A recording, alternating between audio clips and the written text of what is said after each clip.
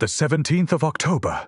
The wind, a damp, mournful sigh, pressed against the glass tonight, and I found myself staring out at the skeletal branches of the elm, their fingers clawing at a sky the color of bruised plums. It's been a week since the letter arrived, a week since the quiet hum of my existence was shattered by that single, stark sentence, "He has returned."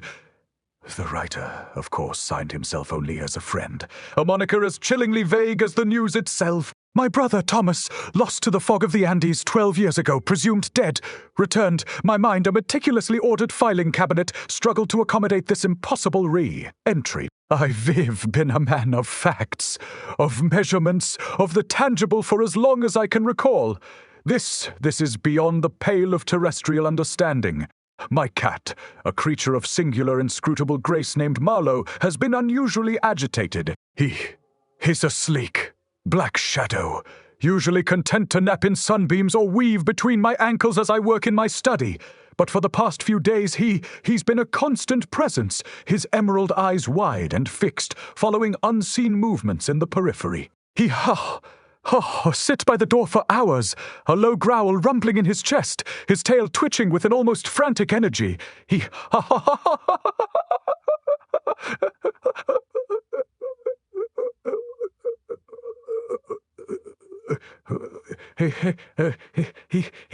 Elias senses a disruption, a foreign entity lurking just beyond the veil of my perception. The letter. Ivy reread it, perhaps 40 times. The paper is thick, expensive, the ink a deep, almost viscous black. There are no smudges, no fingerprints that I can discern under my magnifying glass. Just the words stark and damning. He has returned. He looks like you, Elias, but he is not you. That second sentence is the one that lodges itself like a shard of ice in my gut. He looks like you. The implication is monstrous, a mimic, a ghastly echo. I've spent sleepless nights pacing the worn Persian rug in my study, the silence amplifying the frantic thrumming of my own pulse. This morning, while reviewing some old photographs, a peculiar detail caught my eye. A snapshot from a family picnic, taken perhaps 5 years before Thomas disappeared.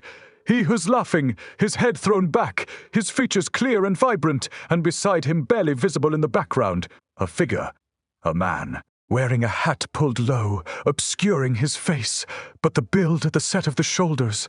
It was disturbingly familiar. I dismissed it at first, a trick of the light, a random passerby, but now the echo of that letter reverberates in my mind. He looks like you. My routine, a bulwark against the chaotic tides of emotion, has begun to fray at the edges. I find myself checking the locks multiple times, peering through the peephole with an irrational fear. The familiar creak of the floorboards upstairs, once a comforting sign of the house settling, now sends a jolt of apprehension through me. Even the mundane sounds of the neighborhood, the distant rumble of traffic, the faint quack of a duck from the pond across the street, seem to carry an alien resonance. Last night, I woke abruptly from a dream of water, dark, churning water, and a face rising from its depths. My face, but the eyes were wrong. Empty, cold. I sat bolt upright in bed, my heart hammering against my ribs, the sheets damp with a cold sweat. Marlowe was on the foot of the bed, a small, quivering ball of black fur, his eyes wide with what seemed like shared terror. He nudged my hand with his head, a desperate plea for reassurance, and I found myself stroking his soft fur, the only solid, familiar thing in a world that was rapidly tilting off its axis. The doppelgänger. It's no longer a concept. It's a palpable, encroaching dread. The 19th of October. The chill in the air has deepened, carrying with it a peculiar scent, like damp earth and something faintly metallic, something that clings to the back of my throat. I find myself scrutinizing my reflection with an unnerving intensity. The silvering at my temples, the faint lines etched around my eyes from years of squinting at ledgers and manuscripts, are these the same lines that adorn the face of the impostor? The thought is a corrosive acid, eating away at the bedrock of my identity. I see Thomas in the curve of my jaw, in the shape of my nose, features I'd long since catalogued as distinctly my own now. They feel like borrowed garments, ill-fitting and alien. Marlowe's vigilance has intensified. He no longer merely watches. He intercepts. Yesterday, as I was about to leave for the solicitor. Sophist tuffy-teetina necessary, albeit unwelcome. Errand to review Thomas, S. estate, a formality. ID long since assumed was purely procedural. Fun Marlowe positioned himself squarely in the doorway. He hissed, a low guttural sound that vibrated through the floorboards, his fur bristling. His gaze, usually so expressive, was now a hard, unblinking emerald stare directed not at me, but at something twin behind wee me. I turned, expecting to see a shadow, a draught, anything. There was nothing. Yet the palpable tension radiating from Marlowe was undeniable. He refused to budge until I abandoned my errand, retreating back into the unnerving familiarity of my home. The letter mentioned a meeting. He will seek you out. Be prepared. Prepared for what? A confrontation? A confession? Or something far more sinister. A seduction into a darkness I cannot yet fathom. The solicitor, Mr. Abernathy, a man of impeccable discretion and even more impeccable tailoring, confirmed that no one has made inquiries regarding Thomas' estate since his presumed death. This deepens the mystery, deepening the gnawing suspicion that this friend is operating from the shadows, orchestrating an encounter that suits their own unfathomable agenda. Abernathy, as face, usually a mask of professional placidity, had held a flicker of unease when I depressed him about any unusual occurrences. He dismissed it with a polite cough. But I saw it. The subtle widening of his pupils, the fractional tightening of his lips. I've begun to notice inconsistencies in my own memory. Small things at first. The color of a book on my shelf, the precise time I left for my club last Tuesday.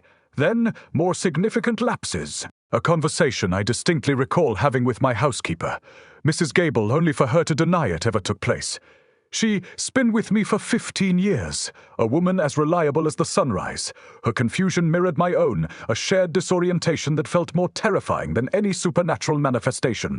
It's as if my own past is being rewritten, subtly altered, leaving me adrift in a sea of unreliable recollections. The metallic tang in the air seems to be growing stronger, more pervasive. It's no longer confined to the outdoors. It's here, in my study, on my skin. Marlowe, sensing my growing agitation, has become a constant, warm weight against my leg. He purrs, a rumbling engine of comfort, but his eyes still dart to unseen disturbances. The silence of the house, once a sanctuary, now feels pregnant with unspoken threats. He's just returning. He's already here, a ghost in the machine of my life, subtly dismantling it from within. The 22nd of October. The rain has been relentless, a ceaseless drumming against the window panes that mirrors the frantic rhythm of my heart. I find myself tracing the lines of my own face in the condensation, searching for any deviation, any telltale sign of the other. The metallic scent is now a constant companion, a coppery whisper on my tongue, and it seems to emanate not from the air, but from me, a disquieting thought that the intruder, the mimic, might be wearing my very flesh. Marlowe's behavior has become more pronounced, more urgent. He no longer hisses or growls. He whines, a high, keening sound that pierces the oppressive quiet. He follows me from room to room, his black fur a stark contrast against the muted tones of my surroundings. His gaze is fixed, unwavering, not on the shadows, but on Funbine. It has a look of profound sadness, of recognition, and of a fear that seems to transcend the instincts of a mere animal. He'll rub against my legs, then recoil as if burned. It's as if he senses the interloper, the fraud, but cannot reconcile it with the Elias he knows. The encounter I feared, the one the letter had obliquely warned of, occurred yesterday afternoon. I was in the garden, attempting to find solace in the damp, earthy scent of petrichor, when I heard it, my voice, calling my name Elias. Elias, is that you? I froze, my blood turning to ice water. It was coming from the lane that borders my property, a place rarely frequented. I peered through the dripping rhododendrons, my breath catching in my throat. Standing there, silhouetted against the bruised sky, was a figure, a man. He wore a coat identical to mine, a tweed jacket that ID left hanging by the hall stand, and his face, dear God, his face. Younger, perhaps, the lines less pronounced, but undeniably my face, the same weary set to the eyes, the same slight asymmetry to the lips. He took a step forward, his gait uncannily familiar, a slight, almost imperceptible swagger. ID always tried to suppress. He smiled, and the expression was a grotesque parody of my own. "It has been a long time, brother," he said, his voice a perfect imitation, yet hollow, devoid of any genuine warmth. "Brother," the word struck me like a physical blow, Thomas. It had to be Thomas, but how? The Andes, the years of silence, the presumption of his death. It all rushed back, a tidal wave of unanswered questions and impossible realities. Marlowe, who had been pacing nervously on the porch, let out a yowl of pure terror and bolted, disappearing into the dense foliage. I stood rooted to the spot, incapable of movement of thought. The man in my coat, my face, my brother continued to speak, his words a nonsensical jumble of childhood memories and veiled threats. He spoke of shared secrets, of a pact forged in darkness, of a debt that was long overdue. The metallic tang in the air intensified, choking me. I felt a dizzying sense of dissociation, as if my own body were no longer truly mine.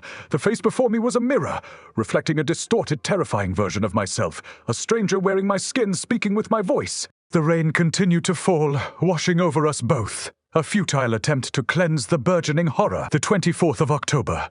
The metallic taste has become a constant, acrid presence in my mouth, as if I've been chewing on old coins. I wake in the pre-dawn gloom, the sheets twisted around me, my body slick with a cold, clammy sweat. Marlowe, bless his unnerving intuition, is no longer hiding. He sits by my bedside, his low purr a fragile anchor in the storm of my disquiet. But his eyes, those luminous emeralds, are no longer fixed on the shadows. They are fixed on Quenpi. There's a new layer to his gaze, a profound, almost mournful recognition that chills me to the bone. It's as if he sees the trespasser, the imposter, not as a separate entity, but as a corruption of the familiar. The encounter in the lane has left me in a state of perpetual hypervigilance. Every creak of the house, every rustle of leaves outside my window sends a jolt of adrenaline through my system. I find myself scrutinizing my own hands, the lines etched into my palms, the shape of my fingernails. Are they truly mine? Or are they meticulously crafted replicas designed to deceive even myself? The man, my brother Thomas Stoof, if indeed it was he, has not reappeared, but his presence lingers like a phantom limb, an aching void where certainty used to reside. His voice, that perfect, chilling imitation of my own, replays endlessly in the theater of my mind. A debt long overdue, he said. What debt? My memory, once a fortress of precise recollection, feels like a crumbling ruin, its foundations eroded by an unseen force. I tried to speak to Mrs. Gable yesterday. I asked her, my voice trembling, if she had noticed anything unusual about me in recent weeks. Her brow furrowed in genuine concern. "Unusual, Mr. Taylor, only that you seem paler and you've been pacing more than usual. Is everything quite all right?" Her innocent question was a fresh stab of anxiety. She sees a change, but not the horrifying truth. She sees a tired man, not a man haunted by his own stolen face. The isolation is becoming unbearable. Who could I confide in? Who would believe such a preposterous, nightmarish tale? The metallic scent, Ivy realized, is strongest when I feel the most disoriented, the most uncertain of my own identity. It's as if the very act of questioning myself, of fearing the imposter, generates this foul odor. It is a physical manifestation of my internal decay. I attempted to consult a physician, Dr. Albright, a man I've known for years. I fabricated a story about a persistent, unpleasant taste in my mouth. He listened patiently, prescribed a saline gargle, and suggested I avoid overly spiced foods. His professional detachment was both a relief and a profound disappointment. He saw no monstrous doppelgänger, no existential dread. He saw a man with a mild olfactory hallucination. This morning I found a single black feather on my study desk. It wasn't he there last night. Marlowe is a black cat. This feather, however, was distinctly avian. Small, sleek, and unnervingly black. It lay precisely in the center of a blank sheet of paper, as if placed there deliberately. A message, a warning, or simply another piece of the elaborate, terrifying puzzle being laid out before me. The rain has stopped, but the sky remains a suffocating, unbroken gray. The world outside my window feels muted, drained of its color, as if even nature is holding its breath, waiting for the inevitable confrontation. The 26th of October. The silence in the house has become a tangible thing, a heavy blanket that smothers all other sensations save for the persistent, metallic tang that seems to coat my tongue. Marlowe has taken to sleeping at the foot of my bed, a silent, furry sentinel. His purr, once a comforting rumble, now feels like a desperate plea for normalcy, a reminder of the life that is slowly, insidiously slipping through my grasp. I find myself watching him, searching his emerald eyes for some clue, some understanding that I am too fractured to comprehend. He seems to sense the wrongness, the trespass, yet he remains, a small bastion of loyalty against the encroaching tide of the uncanny, the black feather. Ivy kept it. It sits on my desk, a stark, obsidian punctuation mark, in the otherwise sterile landscape of my study. I examine it under the lamplight, turning it over and over, searching for some hidden significance. It feels unnatural, impossibly smooth, as if carved from polished jet. There are no signs of damage, no indication that it fell from a living bird. It is simply there. A relic of an unknown origin, a silent testament to the unsettling events that are now my daily reality. It's a morbid curiosity, I know, but the desire to find meaning, any meaning, in this chaos is overwhelming. My attempts to reason with myself have become increasingly futile. The logical, ordered mind that has served me so well for so long is now a traitor, offering explanations that are too mundane, too dismissive. To accept the possibility of a doppelgänger of a brother returned from the dead and wearing my face is to invite madness. Yet, the evidence, however improbable, mounts. The lingering scent, the unsettling familiarity of the stranger, Escate, the chilling mimicry of my voice, and now the feather. Each element in isolation might be dismissed. Together, they form a tapestry of terror that I can no longer ignore. Last night, I dreamt again of water. Not the churning dark water of before, but a still, glassy surface. And in it, my reflection. But this time, it wasn't Thomas. It was a stranger, a face I'd never seen, yet one that felt intimately known. It smiled, a slow, predatory smile, and then, with a sickening lurch, it began to twist, the features contorting, elongating, until it was no longer human. I woke with a strangled cry, the metallic taste more potent than ever, as if I had swallowed a mouthful of blood. Marlowe, startled by my cry, sprang to his paws, his eyes wide and luminous in the dim light. He nudged my hand, a silent offering of comfort, but the image of that shifting, monstrous reflection was seared into my mind. The solicitor, Mr. Abernathy, finally contacted me again this morning. His voice on the telephone was clipped, professional, but laced with an undeniable urgency. He had received an anonymous communication, a formal request for a meeting regarding Thomas' affairs. The meeting was scheduled for tomorrow, at his office. The sender claimed to be acting on behalf of a client who possessed significant information pertaining to Thomas' disappearance. I felt a cold dread settle in my stomach. This was it, the confrontation, the unveiling. The friend had finally decided to reveal themselves, or perhaps to send their emissary. I looked at the black feather, then at my own reflection in the darkened window pane. The stranger in the water, the face in the lane, the voice on the telephone. They were all converging, and I was caught in their inexorable pull. The 28th of October. The chill has seeped into the very marrow of my bones, a frigid counterpart to the feverish unease that has become my constant companion. The metallic scent, once a vague unpleasantness, has intensified to an almost unbearable degree, a coppery fog that clings to my senses, making it difficult to draw a clean breath. Marlowe. My black shadow now sleeps curled against my chest, his purr a fragile, rhythmic counterpoint to the frantic drumming of my own heart.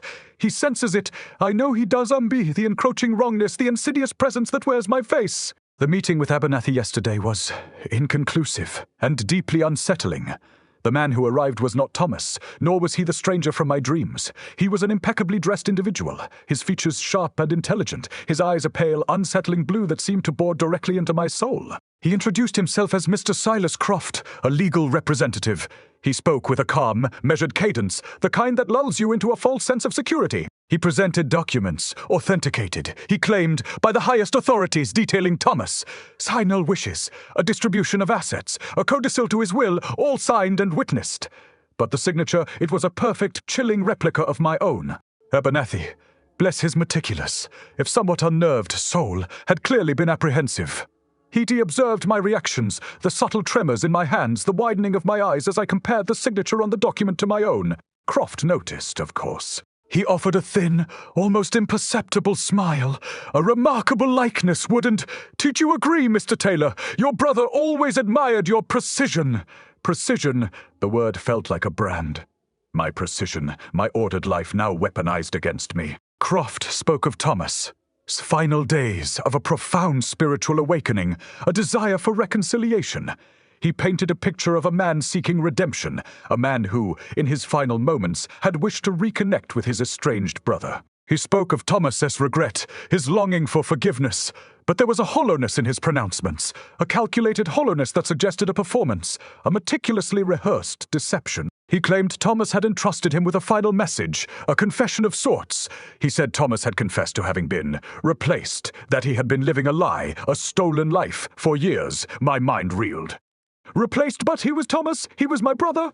Unless the man I knew as Thomas, the man who disappeared in the Andes, was not Thomas at all. The thought sent a fresh wave of nausea through me. The metallic taste flared, sharp and acrid. Croft watched me, his pale blue eyes unblinking like those of a predatory bird. He presented a small velvet-lined box. Inside, nestled on satin, was a tarnished silver locket. "Your mother," he said, his voice dropping to a near whisper, "Thomas wanted you to have it, a final token of remembrance." The locket was cold to the touch, its surface smooth and unyielding. I couldn't bring myself to open it, as Croft departed, leaving Abernathy visibly shaken and myself feeling as though I were drowning. I noticed something, a faint, almost imperceptible smudge of dark ink on the cuff of his pristine white shirt. It was the exact shade of the ink from the letter that had shattered my quiet existence. A manufactured feather, a forged signature, a meticulously crafted narrative of reconciliation. The doppelganger was not just a mimic, he was a puppet master, weaving a web of deceit with threads of my own life. And I, Elias Taylor, was rapidly becoming ensnared. The 30th of October. The air in the house has grown heavy, thick with an unspoken dread that even Marlowe, my usually fearless feline companion, seems to sense. He no longer sleeps curled against my chest. He sits at the edge of the bed, his emerald eyes wide and fixed not on me, but on the door. A low, continuous rumble emanates from his chest, a sound that is more of a warning than a purr. The metallic tang, that infernal coppery taste, has become a permanent fixture, a constant, nauseating reminder of the corruption that has infiltrated my life. It feels as if it emanates from within me, a physical manifestation of the decay of my own identity. The locket, it rests in the palm of my hand, a cold, smooth weight. Ivy avoided opening it, fearing what I might find, or perhaps what I might find. Abernathy, bless his cautious, methodical nature, had discreetly examined it after Croft's departure. He found no inscriptions, no hidden compartments, just a tarnished piece of silver, a seemingly innocuous trinket. Yet it felt significant, a tangible link to the past, to Thomas, to the man who had so expertly mimicked my face. The narrative Croft had spun, the tale of Thomas's redemption and reconciliation, felt like a carefully constructed lie, designed to lull me into a false sense of security. I've been poring over old family photographs, searching for any anomaly, any discrepancy that might have escaped my notice before. Thomas, his face bright and full of life, grinning from behind a rowboat. Thomas, at my graduation, his arms slung around my shoulders. A proud, albeit slightly drunken, sibling. I see now, with a horrifying clarity, the subtle differences that I had previously overlooked. The slight tilt of his head, a characteristic gesture that was not my own. The crinkle around his eyes when he smiled, a depth and warmth that I now suspect was feigned. The man in the lane, the man Croft represented, had not just stolen my face. He had stolen Thomas, his fescency second, and in doing so had twisted my memories into something unrecognizable. The ink smudge on Croft, her cuff, it gnaws at me. A deliberate oversight, a careless mistake, or a subtle taunt, a sign that they knew I would notice. The black feather, too, feels like a piece of their macabre game, a symbol of something dark, something predatory. I found another one this morning tucked beneath my study door. This one was larger, its quill thicker, and it bore a faint, almost imperceptible sheen, as if coated in a fine, iridescent dust. It felt less like a discarded feather and more like a carefully placed offering, a message. The question that plagues me, that keeps me awake in the suffocating silence of the night, is Kafifaish. Why this elaborate charade? Why my face, my life? Croft spoke of a debt, of a desire for reconciliation. But it felt like a hollow promise, a carefully constructed facade behind which lay something far more sinister. Was Thomas truly replaced, or was the man who disappeared in the Andes merely a pawn, a victim of a larger, more terrifying conspiracy? The metallic taste intensifies with each passing hour, a bitter confirmation that I am on the precipice of a truth I may not be able to withstand. The house, once my sanctuary, now feels like a gilded cage, and the bars are made of my own stolen identity. The 1st of November. The calendar pages turn with a speed that feels both agonizingly slow and terrifyingly swift. November, the month of dying light, of encroaching darkness. It feels fitting. The metallic tang in my mouth has reached a new peak of intensity. So pervasive that I can barely taste my food, so potent that I fear it has become a permanent alteration of my senses. Marlowe, my black sentinel, now sleeps pressed against my side, a small quivering weight of fur and bone, his purr a weak, intermittent thrum against my ribs. His emerald eyes, once so sharp and discerning, now seem clouded with a shared bewilderment, a profound sadness that mirrors my own. The locket. I finally opened it. My fingers, clumsy and trembling, fumbled with the clasp inside. There was no photograph, no lock of hair, only a small, folded piece of paper brittle with age. Unfolding it revealed not words, but a symbol. A complex geometric design, etched in a faint, almost invisible ink. It was a pattern I didn't recognize, yet it held a strange, unsettling familiarity, like a half-forgotten dream. It pulsed with a subtle energy, a barely perceptible vibration that seemed to resonate deep within my bones. I stared at it, my mind struggling to grasp its meaning, its purpose. Was this the confession Thomas had alluded to? A coded message? Abernathy called again this morning! His voice was strained, his usual professionalism replaced by a palpable unease. He'd received another communication, this time directly addressed to him. It was from the same anonymous source that had contacted him previously, reiterating the demand for a meeting. But this time, the location had changed. Not his office, but a disused warehouse by the old docks. The time was set for midnight. Tonight, a trap, no doubt, but a trap I felt compelled to walk into. The carefully constructed facade of my life was crumbling, and I needed answers, however perilous the pursuit. I spent the day in a state of heightened anxiety, the metallic taste a constant, bitter companion. I found myself scrutinizing my reflection with a new intensity, not looking for differences, but for signs of weakness, of surrender. The man in the lane, the one with my face, had spoken of a debt. Was this debt something Thomas had incurred, and now I was to pay it? The thought was a chilling one. The symbol in the locket, the black feather, the ink smudge, Fiti. They were all pieces of a puzzle that was rapidly assembling itself into a terrifying picture. Marlowe, sensing my agitation, rubbed his head against my hand, a silent offering of comfort. I stroked his soft fur, finding a small measure of solace in his unwavering presence. He was the only constant in this unraveling reality, the only creature who seemed to see me, Elias Taylor, and not the ghost, the imposter, the face that was both mine and not mine. The metallic taste seemed to recede slightly as I focused on the warmth of his small body against mine. But I knew it would return, as would the questions, as would the fear. The docks. Midnight. The unknown awaited, and I had the sickening premonition that I was walking towards my own undoing. The 3rd of November. The chill has settled. A bone, deep cold that no amount of fire can dispel. The metallic tang, however, has receded, replaced by a different, more insidious sensation, an absence of taste, a dulling of all sensory input, as if the world itself has been rendered in muted shades of grey. Marlowe, my black shadow, no longer sleeps pressed against me. He paces the floor, a restless phantom, his emerald eyes wide and vacant, his purr a strained, almost pained sound. He seems to mourn a loss that has not yet fully occurred, a premonition of an emptiness that has already begun to claim me, the docks, the warehouse midnight. The memory of it all is a fractured mosaic, shards of terror and disbelief. I remember the damp, cloying air, thick with the scent of brine and decay. The beam of my torch, a lonely, probing finger in the oppressive darkness. The scuttling sounds of unseen vermin, the groan of stressed metal, the mournful cry of a distant foghorn, and then the voice, not Thomas S., not mine, but Croft S., his pale blue eyes glinting in the gloom. He was not alone. Figures emerged from the shadows, their faces obscured by the darkness, their forms indistinct. They moved with an unnerving fluid grace, their silence more terrifying than any threat. Croft held a small, ornate box, similar in its craftsmanship to the one containing the locket. He spoke of the symbol, the geometric pattern. He explained, his voice a low, sibilant whisper, that it was a key to unlocking, something that Thomas had unearthed, something that had brought about his own undoing. He spoke of a lineage, of a responsibility, of a debt that transcended generations. He explained that Thomas, in his final days, had sought to pass this burden, this inheritance, onto me, that he had been living a lie, a carefully constructed existence, to protect himself, and in turn to protect me. Then he produced a mirror, not a looking glass, but a polished obsidian disc, its surface unnervingly smooth.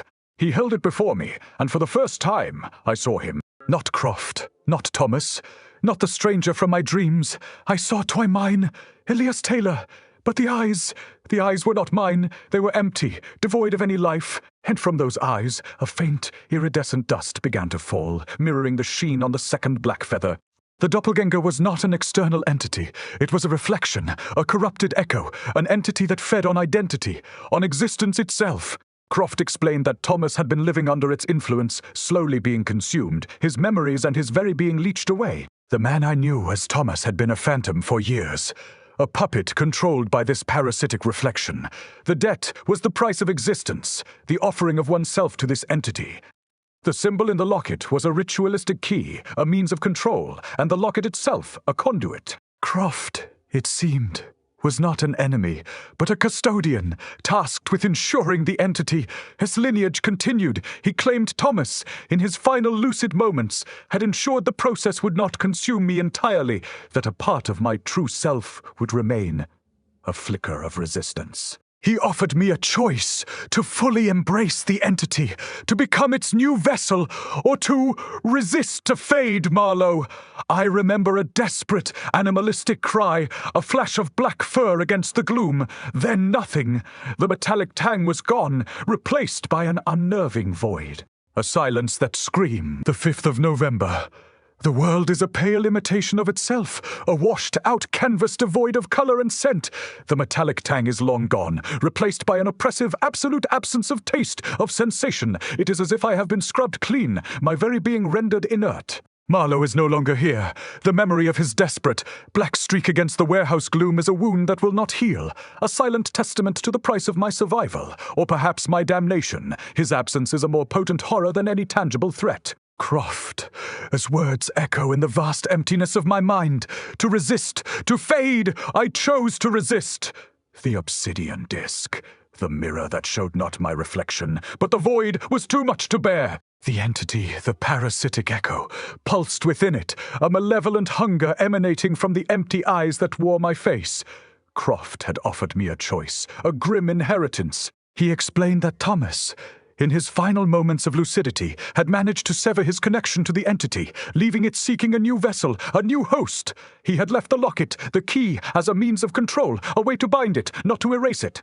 A legacy of guardianship, the symbol in the locket. It is etched into my mind now, a complex geometric pattern that seems to hum with a silent energy. Croft had instructed me on its use, on how to channel its power to maintain a fragile equilibrium. It is not a weapon, but a bridle. A way to keep the entity dormant, to prevent it from consuming me entirely. I feel its presence, a constant, faint pressure behind my eyes, a whisper at the edge of my consciousness. It is there, a hungry shadow, always waiting. I am Elias Taylor, yes, but I am also the guardian of something ancient and terrible. The warehouse is a blur, a nightmare I can only access in fractured glimpses. The figures in the shadows, their indistinct forms, were likely other custodians, keepers of this lineage. Croft, I suspect, is merely a link in a long chain tasked with ensuring the cycle continues. My choice to resist was not an escape, but an acceptance of a different kind of burden. I am to be the new Elias Taylor, the man of order and precision, but also the keeper of the void, the guardian of the stolen face. The world continues oblivious. Abernathy believes Thomas is finally at peace, his estate settled. Mrs. Gable continues her duties, her concern for my pallor and quiet demeanor attributed to grief. They see a man changed by loss, not by a battle for his very soul. The house is silent, the metallic taste replaced by the chilling absence of sensation. I look in the mirror now, and I see Elias Taylor. The lines around my eyes are deeper, the silver at my temples more pronounced. But the eyes, they are mine. They are weary, haunted, but they are mine. Yet I know, with a certainty that chills me to the bone, that the void is there, behind the glass, waiting, and the symbol in the locket, a constant weight in my pocket, is the only thing holding it at bay. The silence is no longer empty. It is watchful,